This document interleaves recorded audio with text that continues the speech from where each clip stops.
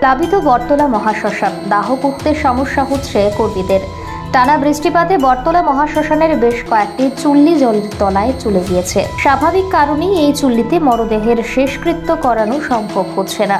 ঘরের ভেতরের বৈদ্যুতিক চুল্লিতেই মরদেহের শেষকৃত্য করানো হচ্ছে। টানা বর্ষণের কারণে বটতলা চত্বর জলমগ্ন হয়ে পড়ে।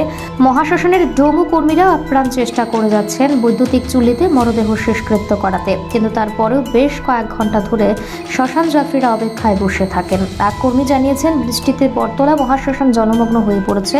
বৃহস্পতিবার সকাল থেকে মরদেহ শেষকৃত্য করানো সম্ভব হচ্ছে না। পানি কেমন দেবো? মেশিনের ভিতরে জল। আচ্ছা, আর কি সমস্যা হচ্ছে? অত সমস্যা নাই, সমস্যা হতো জলের সমস্যা। জল বাড়লে তো আরো সমস্যা হয়েছে। জল না কমলে তো বড়ি দিয়ে যেতাম না। আপনার কোন দিকে জল ঢুকছে? আপনারা সব দিকে ভিতরে? হ্যাঁ, ভিতরে মেশিনের ভিতরে জল। মানে কালকার থেকে বাড়ছে নাকি? কাল রাতের থেকে, কাল রাত্রে আমি 8টা পর্যন্ত বড়ি দিছি।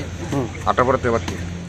মানে গত পরশু থেকেই জলটা বাড়তেছে। গতকালকে পর্যন্ত ডেড বডি পূরণ গেছে, আর গতকালকে রাত্রে থেকে জলটা ভাসছে।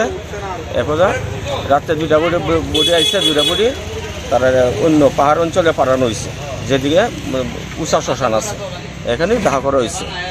আজকেও সকালে 9টার দিকে একটা বডি এসে, ওটাও ফেরত দেওয়া হয়েছে, ওটাও পাহাড় অঞ্চলে গেছে। আর এখন জল খালি বাড়তেছেই। কীভাবে বাড়লে তো ডেড বডি পুরাইতে খুব অসুবিধা দিব।